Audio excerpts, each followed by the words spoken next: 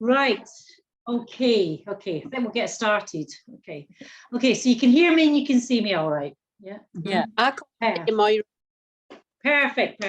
So welcome everybody. So thanks for joining. I know there's not a lot of people that can't join us tonight. So whether you girls are here or listening to the recording, if this all works, if the recording works, but once you've listened to what I've said and you've got any questions, I can either answer them here, or you can sign up to the cleanse, and then you can message me and I can answer any questions that way.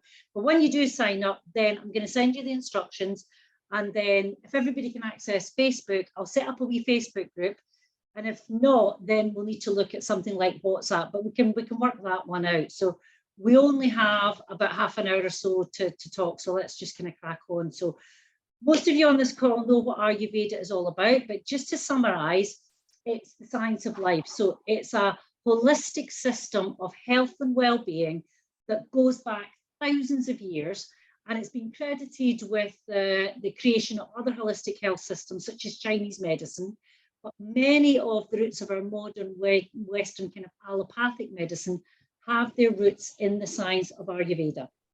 So it's a very complex science, but let's just have a quick chat about why we cleanse. So as we go through our daily lives, our bodies kind of accumulate toxins. And these toxins come in many different forms. So it might be undigested food, it could be chemicals from processed food like preservatives, it could be pollutants in the atmosphere, chemicals from cleaning products. All of these are physical sources of toxins, but we also ingest and store mental toxins, so grudges, bad memories, negative thoughts, etc.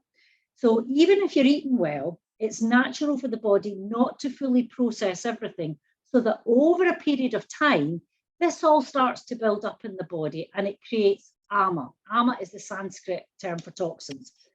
And when ama starts to build up, we start to feel out of sorts. So you might struggle to hold down a regular daily routine, you might struggle to get to sleep, you might struggle to wake up, you might feel heavy after meals, get gas, bloating, headache, skin breakouts, low energy. All of these things are just signs that there's ama in the body, there's toxin in the body. And when the disease pathology progresses and sets in, when disease really becomes disease, we would normally recommend in Ayurveda a deep cleanse known as Panchakarma. But for most of us, a regular short cleanse and a good old clear out is a really good way to prevent disease from happening in the first place. So we can cleanse as and when we want, but Ayurveda recommends 2 particular times in the year to undergo a cleanse: autumn and spring. And I know some of you have already taken part in cleanses with me before, so you know the purpose. But Ritu Sandhi is the juncture between the seasons. So we've just hit the spring equinox, so the days are now starting to be longer, the earth is starting to warm up, and we're moving from winter foods to spring foods. But if there's ama in our body, if there's this toxin in our body, and we're experiencing symptoms such as those that I just mentioned, then if we don't have this big clear out, it continues to build and disease and illness start to set in. And remember, none of this happens overnight. It takes time for ama to become disease. So don't ignore any of these early warning symptoms and try and kind of nip them in the bud before it becomes a disease and become a problem. But why spring? Well, Ayurveda classifies the seasons according to the dosa. So there are these 3 main energies: Vata, Pitta, and Kapha. And because each season of the year has a different energy, it requires us to act differently, to eat different foods. Our digestion is different, our bodily functions change. Winter is very Vata dominant. So think of a cold, crisp, frosty day. And the body brings all the heat internally so that it can protect the vital organs. So the outer body, hands, feet, etc., get cold. And all of the agony kind of goes in to support your digestion. So our digestion is really strong during winter. But as we move into spring, this all changes. Our strong digestion meant that during the winter, we can eat the heavier harvests of winter, lots of root veg, nuts, and all that good stuff. And we have most of our big food festivals in winter. But As the winter stores start to deplete and as we start to look at lighter foods emerging in the spring, everything starts to change. So in the spring, everything is starting to liquefy and warm up. So think about the snow on the mountains starting to melt. And then the earth, the soil starting to get warmer, so allows plants to start germinating, new life happens, think about spring lambs, etc. So we're moving into more of a kapha season. And the qualities of kapha are heavy, moist, dense, stable, sticky. And these are the qualities of ama, of toxins, and the quality of mucus. And this is reflected in our bodies where everything starts to become more fluid. We start to get spring colds, we start to get mucousy things going on, we get hay fevers, and this is all manageable. We can deal with all this stuff unless you've got toxin in your body. This ama in our bodies, in which case we start to feel pretty rough pretty quickly. And I kind of like to think of spring as being, it's like the Ayurvedic New Year. It's a time to reset. It's a time to set new intentions. We have more energy because the days are longer, you know, and there's this feeling of new opportunity and things. We're thinking about booking our holidays and all that kind of stuff. It's a lot more positive. So to make the most of this new energy, we start to look at doing a cleanse so that we can clear out ama and have clean and clear physical and emotional channels in the body. And the organ of the body which is most challenged when we've eaten heavy foods, when we've eaten processed foods, when we've had refined sugar, etc., is the liver. And the liver is the most vibrant organ of the body. And it's the only organ that can take care of itself. And it's called the liver because it's crucial for living.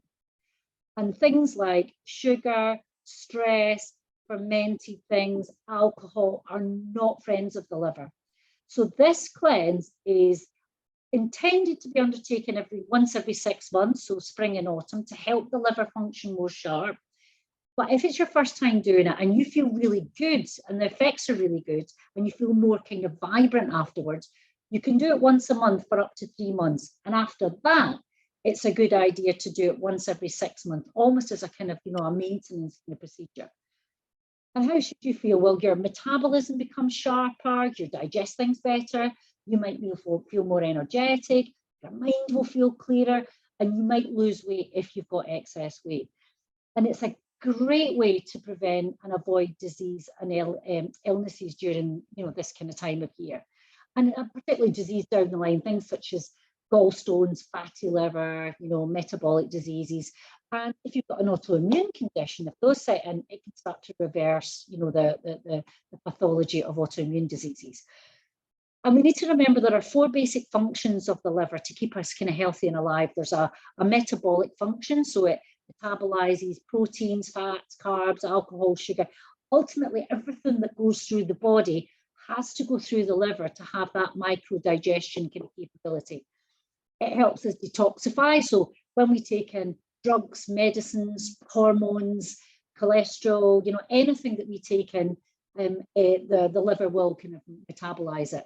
And it also has in the liver, there are these things called Kupffer cells, and they're produced in the lining of the liver, and they're part of the immune system. So initially, they help kill any bacteria that you ingest into your body or viruses that might damage the liver. So if they don't get past the liver, they're not going to get into your body.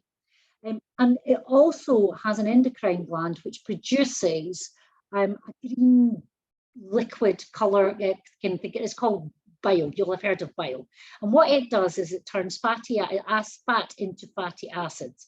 So the whole system basically is designed to convert what we eat and ingest into something that will be nutritious.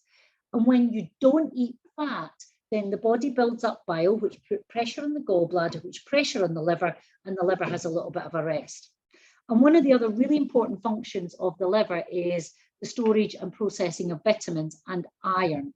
And that's why many people who are lethargic and get anemia, it's a sign that the liver's not working well as it could do.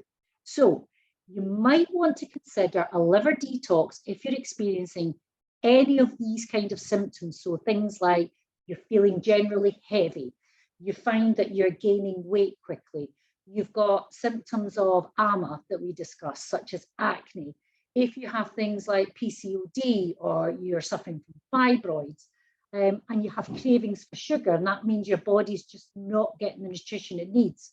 Or if you have like a white or brownish coating on the tongue, and if you know your cholesterol's high, then you know your liver function's not great. And also if you've got a lack of a good appetite, so you're craving unhealthy foods versus healthy foods. And then you also need to look at your stools. So if your stools are sinking to the bottom of the toilet, there's AMA in your body. And if your stools stink, so if they sink and stink, then you need a good bit of kind of clear out. But also if you've got a family history of things like gallstones or liver disease, then these things are good. And even if you just feel crap after one unhealthy meal, then you know that you need a clean out. And if you don't, and you continue to with these bad habits and let AMA build up, that's when in future years disease will set in. But a cleanse isn't for everybody. So if you're pregnant or you think you might be pregnant, then it's not going to be for you. If you're menstruating or you think you're going to menstruate, it's not for you. If you have kidney problems, if you're recovering from illness and you feel kind of weak, it's not for you. If you've got low blood pressure or you suffer from fainting attacks, it's not for you. Severe anxiety, if you've got a fever or a cold, if you've got stomach infections, or if you have uncontrolled otherwise known as type 1 diabetes, then this liver cleanse is definitely, spring cleanse is not going to be for you. Okay, so you've decided it's going to be for you.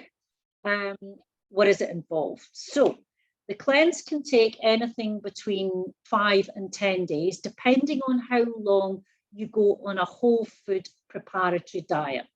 The longer you go on the preparatory diet, the easier things might move on the final days.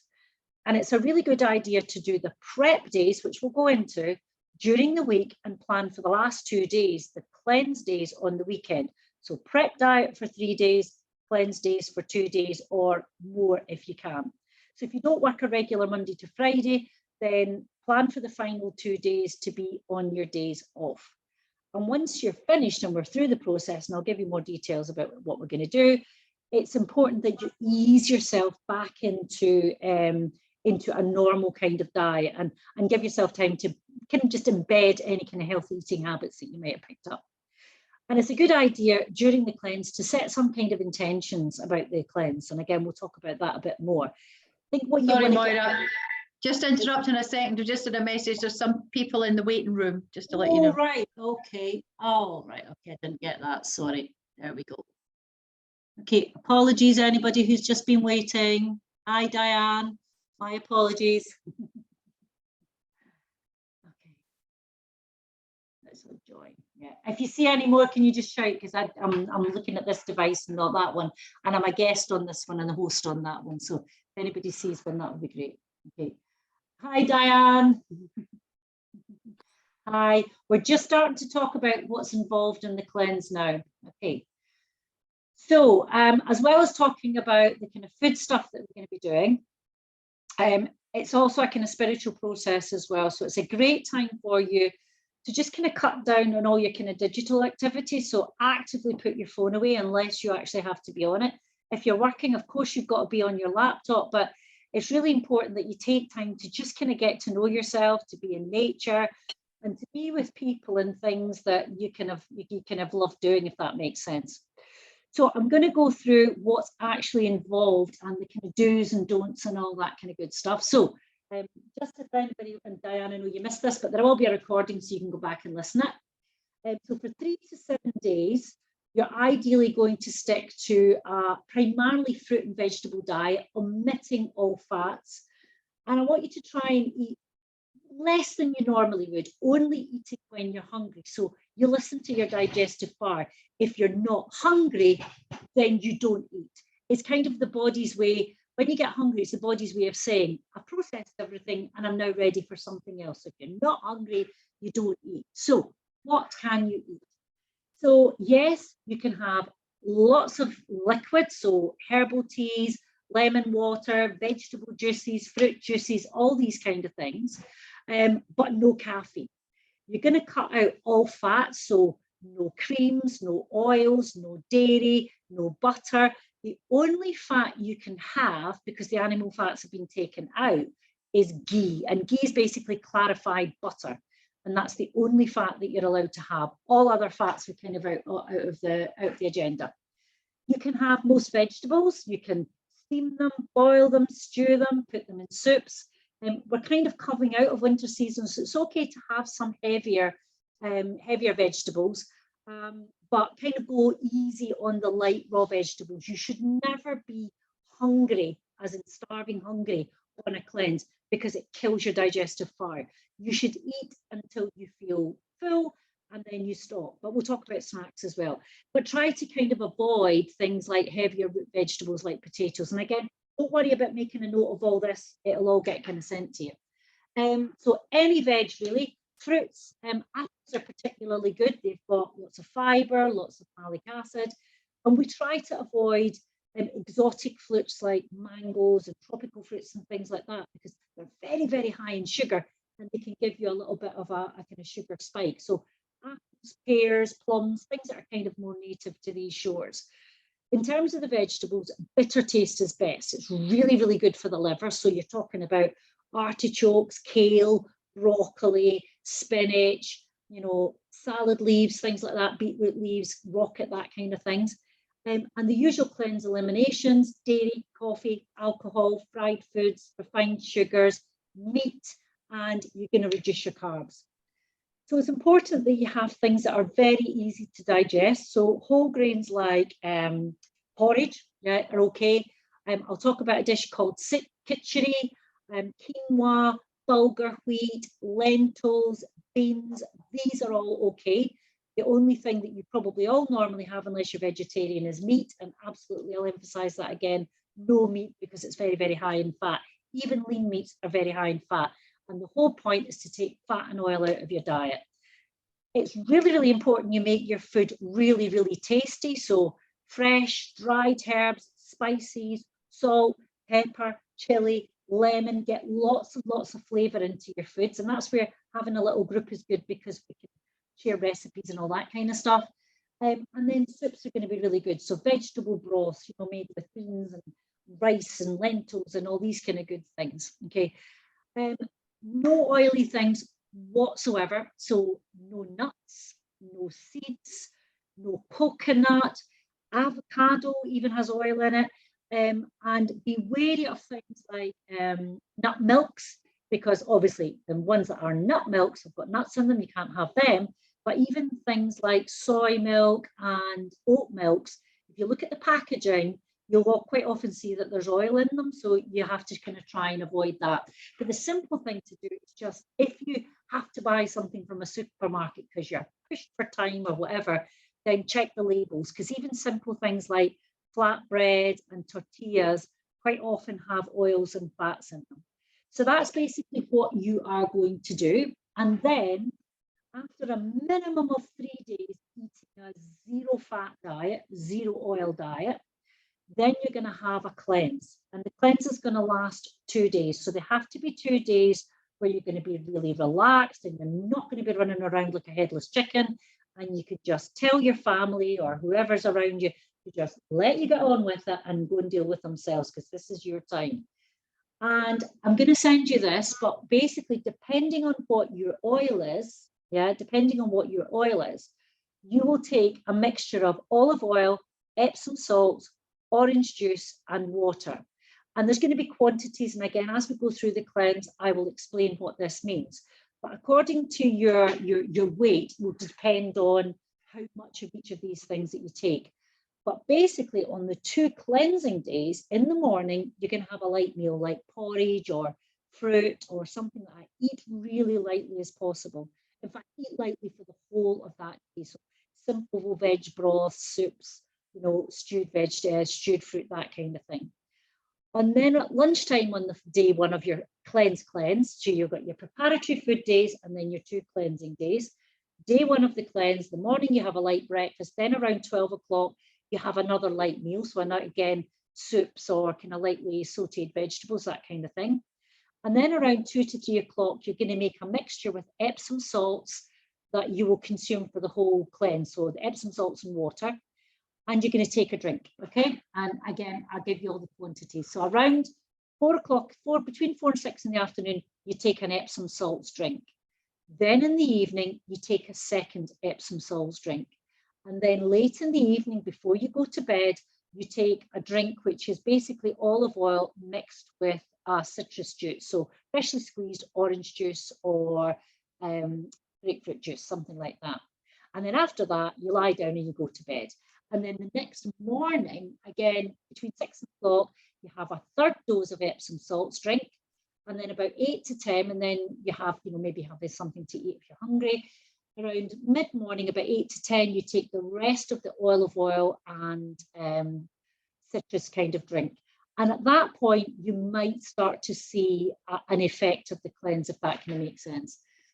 If you've got any gallstones at all developing in your body, then you'll see them coming out. And I might, at some point during the process, share you some photographs that one of my colleagues did a cleanse, and she got sent the most amazing picture of somebody's gallstones, but I'll share that for another day. And then again, late morning, you take another dose of Epsom salts, then you have a light meal. And then around that, by 6 o'clock that day, you should really be feeling the effects of the cleanse. And if there's anything left in you, it will come out. So some of you might have diarrhea for the rest of the evening into the next day, but that's just a sign that everything has literally cleared out. And then the day after that, you should be cleared. The cleanse will be complete by then, but you don't then go straight back into eating fats and straight back into piling in, this kind of thing. You have to give your liver kind of time to adjust. So in kind of 1 to 3 days, you start to come back to your healthy diet. You start to build in eggs or milk or butter or whatever that is.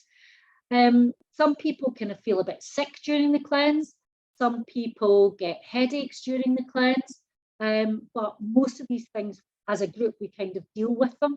And you should never feel hungry. This is not a diet. This is a cleanse. So you should if you feel hungry in between your meals, then it's a sign that you haven't eaten enough at your previous meal. So if you do, then you have fruit or you have fruit juice. But not only going through the kind of diet, we're also going to look at kind of daily practices. So every day, I'm going to ask you to set a thing called a sankalpa, which is basically, it's a set of positive intentions. So it's something that it could be something like a new habit that you want to form, something that you want, a benefit you want to get out of the cleanse. And you can either just say it mentally to yourself, or you could write it down, or you can stick it onto the fridge. And you write it in the first person present tense. I am feeling more vibrant. I am making healthier choices. I am showing myself love. And you just repeat it to yourself every single day.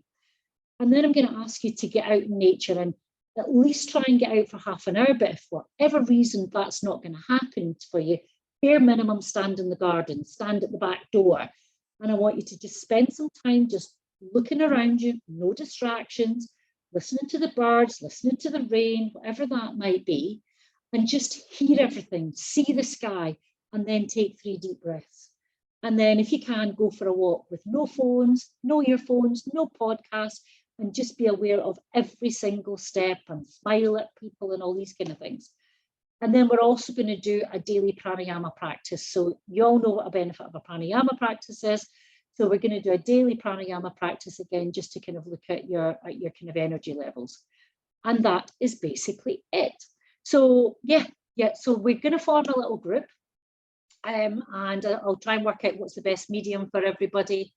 And the rationale behind the Epsom salts, the olive oil, and the citrus juice is Epsom salt, because we've given the gallbladder and the liver a little bit of a break.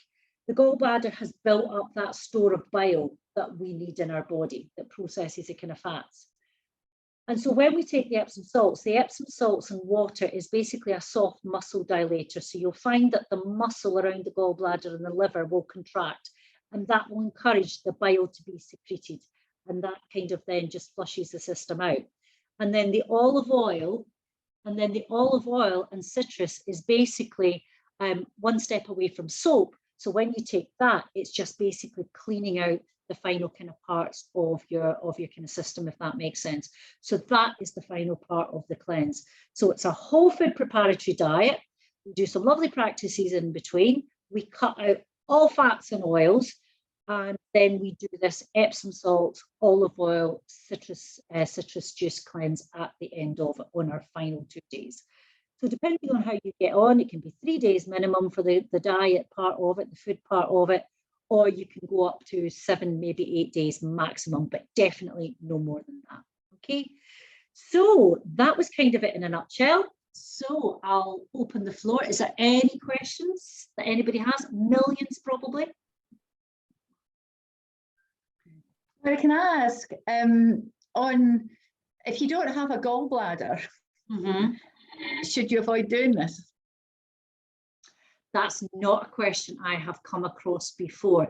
I presume you do have a liver, yeah? I have a liver, but it has some issues. I have cancer of the liver. It's nothing dangerous or particularly serious. I've had it for 20 odd years now. It was in the bowel originally, and they moved to the liver, so it doesn't give me any grief. And I have regular checkups and stuff. I'm a wee bit concerned about the Epsom salts. And I want to do it, but I don't want to be silly either. No, my immediate thought is no. I wouldn't do the final purge, if that makes sense. It certainly will do you absolutely no harm whatsoever to do the preparatory diet. You will still feel the benefit.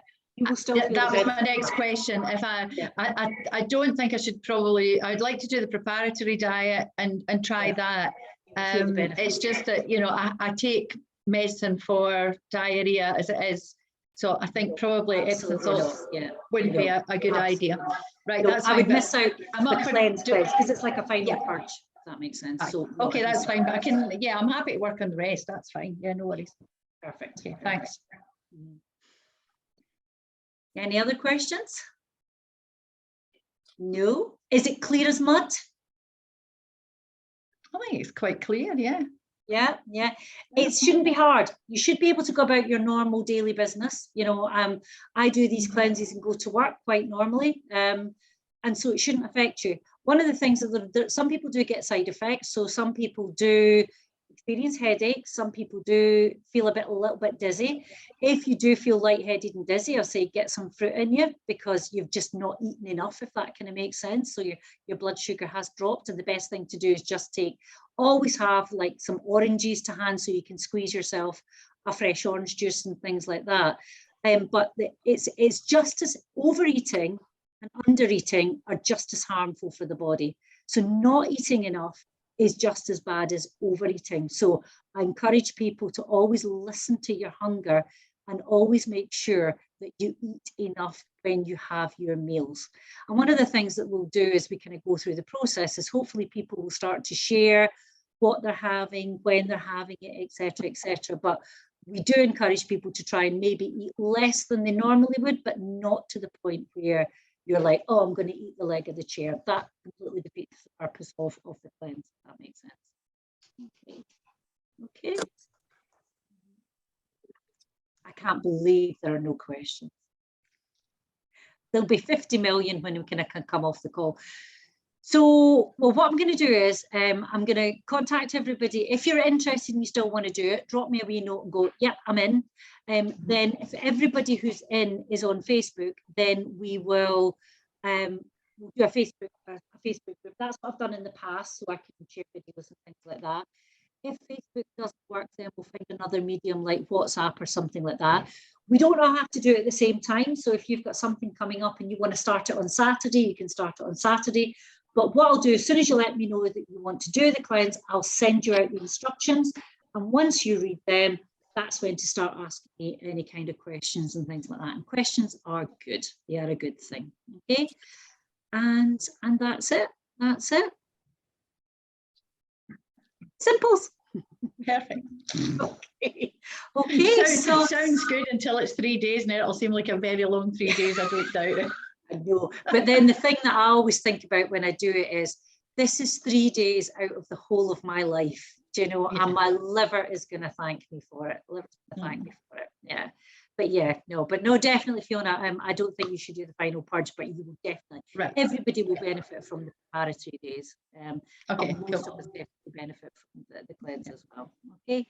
Okay, and for anyone who's interested, I'm starting this weekend because I start the John O'Groats Trail next Saturday. So I will be doing the final day's cleanse when I'm halfway between Inverness and Kilbockie. Not good. Yeah. Wouldn't be good.